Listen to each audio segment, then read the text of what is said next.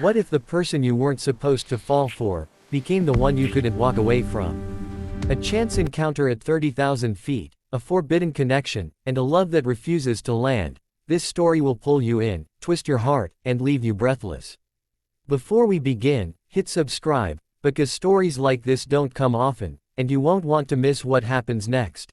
It started with silence, the kind of silence that lingers after everything has already fallen apart. Hardin sat alone in seat 14A, his eyes fixed on nothing, yet everything at once, as the airplane hummed steadily through the night sky. The city lights below faded into darkness, just like the last fragments of the life he thought he had under control.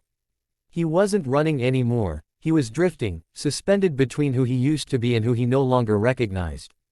The seatbelt sign blinked on, but Hardin barely noticed. His fingers tapped restlessly against the armrest, an old habit he hadn't been able to shake. Regret had a rhythm, and tonight it played louder than ever.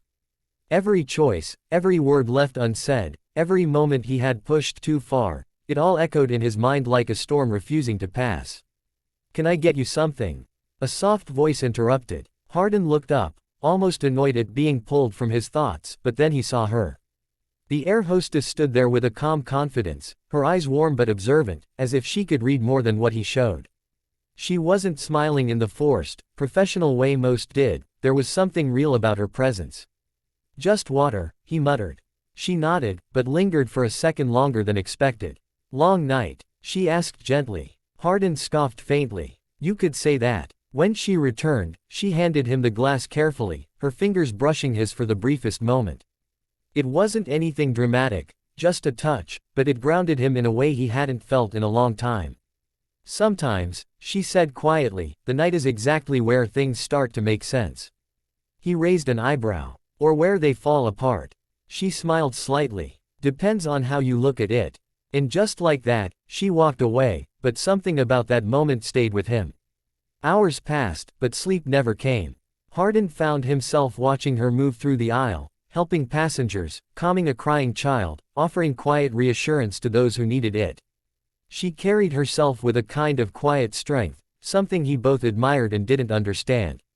Eventually, she returned. "You don't seem like someone who likes to talk," she said, leaning slightly against the empty seat beside him. "I'm not," he replied.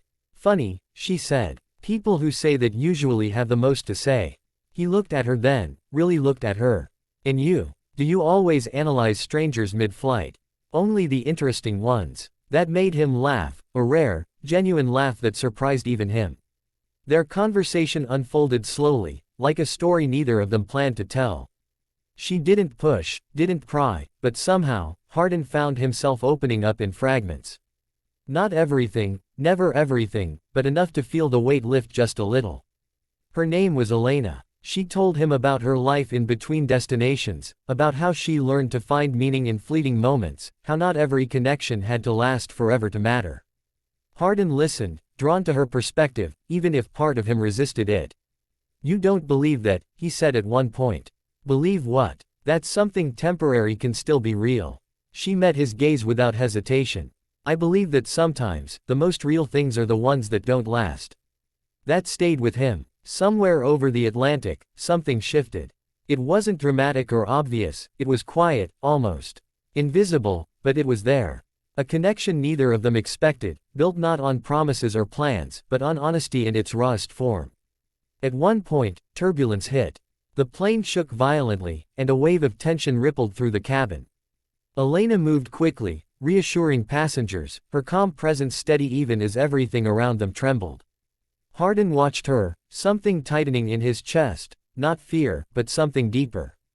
When it settled, she returned to him, slightly breathless. "You okay?" she asked. He nodded. "You?" She smiled faintly. "Comes with the job." But her hands were shaking just a little. Without thinking, Hardin reached out, steadying her hand. Their eyes locked, and for a moment, everything else faded, the noise, the passengers, the world outside. "Even the strongest people get scared," he said quietly. "And the most broken ones still care," she replied. It wasn't a confession, but it felt like one.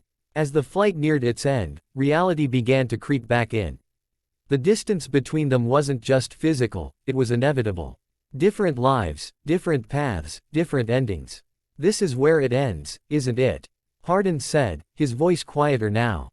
Elena didn't answer right away. Maybe, she said eventually. Or maybe it's just where it changes. He shook his head slightly. I'm not good at things that change. Then maybe it's time you learn. The plane began its descent. Passengers stirred, lights brightened, and the moment they had built started to dissolve under the weight of reality. But neither of them moved to break it completely. Do you ever wonder, Hardin said, what would happen if things were different? All the time, she replied. But I've learned not to live there. He nodded, though part of him wished he could. When the plane landed, everything felt louder, faster, more final. People stood, grabbed their bags, rushed to leave, but Hardin stayed seated. Elena approached one last time. This is your stop, she said gently. Doesn't feel like it. She hesitated, then reached into her pocket and pulled out a small folded note. For when you're ready to stop running, she said, placing it in his hand. Before he could respond, she stepped back. And just like that, she was gone, moving through the aisle, disappearing into the blur of passengers and responsibilities. Hardin sat there for a long moment, staring at the note. When he finally opened it, there was only one line written inside. Not everything that ends is meant to be lost. He exhaled slowly, something inside him shifting again. For the first time in a long time, he didn't feel like he was falling apart. He stood up, grabbed his bag, and walked off the plane, not as the person he had been when he boarded, but not entirely someone new either. Somewhere in between. And maybe, just maybe, that was enough.